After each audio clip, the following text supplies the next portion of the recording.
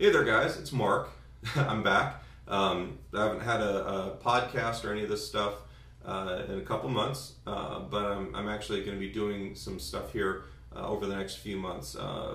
One of the projects I'm currently working on is a solo album. I'm doing kind of the first recording I've done in almost 10 years. The last one was Desert Center by a band called Felt that I was in 2002.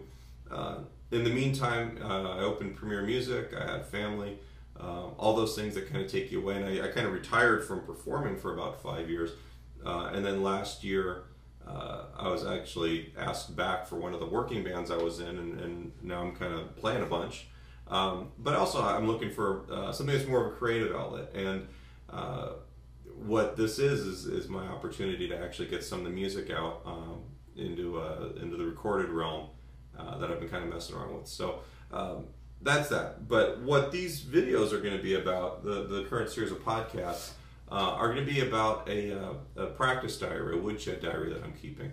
I'm just trying to write down every day what I'm working on, trying to keep myself kind of on track, keep focused.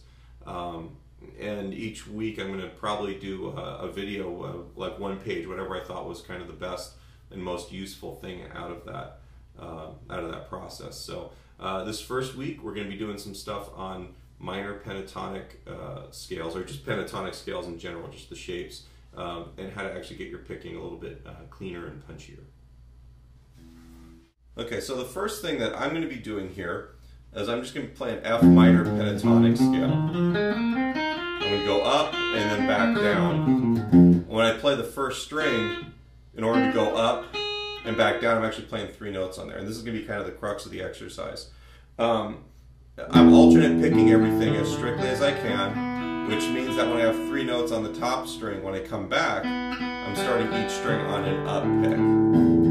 So I'm going down, up, down, up, down, up, down, up, down, up, down, up, down, and then the second string starts up, down, up, down, up, down, up, down, up, down.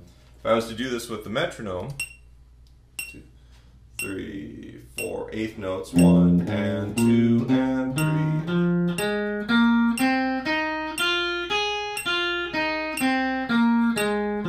The alternation is still strict, and it's still, down on downbeats and up on upbeats, but where it is relative to the strings is a little bit different. Now, a lot of times when I work on things, or when I see students work on things, we get real caught up in what the fretting hand is doing, and the picking hand kind of gets forgotten about. So the purpose of this exercise is we're going to actually do the picking pattern on open strings first, going this direction and then going this direction. I'll show you. So starting on the 6th string, we'll come up a little closer. We're going down, up, down, up, down, up, down, up, down, up, down, up, down, up, down, up, down, up, down, up, down.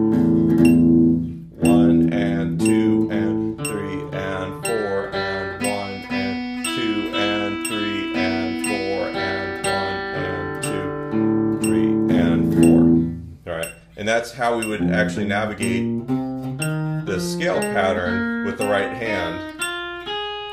We've just actually taken the fretting out of it.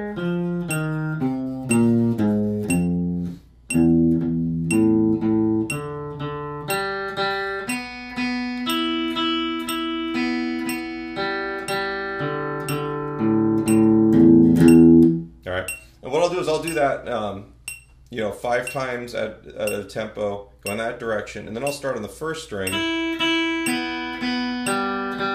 go to the opposite direction. It's basically turning the pattern upside down. So it'd be like playing the scale. Whoops.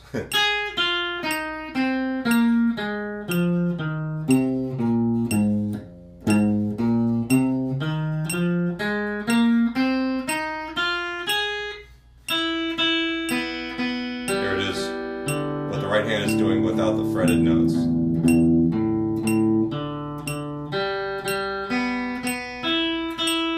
All right, and the idea being that I do it and then I crank the metronome up, 5 beats a minute or whatever I'm comfortable with.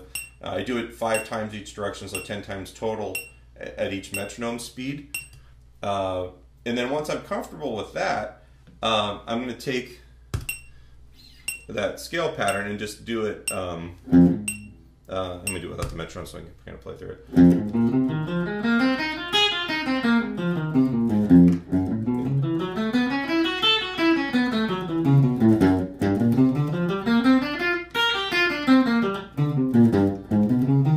Just work my way all the way up the fretboard.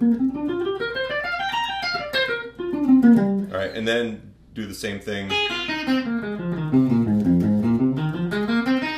All right. For me, you know, that was always kind of a challenging thing as I was learning, and it's been a great exercise. I've been doing it each morning with the metronome, and my improvisation has actually kind of been sitting in the pocket a little bit better. The pick stroke, I'm trying to pick as much from the wrist as I can. I'm really trying to overtrain this. I've had this discussion with people before. Sometimes I kind of have a little bit of a brush anchor, sometimes I don't. But the idea is that I'm really trying to make sure that every note pops right now. You know, at some point, you know, we want everything when you're playing this style to actually sound, and that's the thing. It's all about the definition.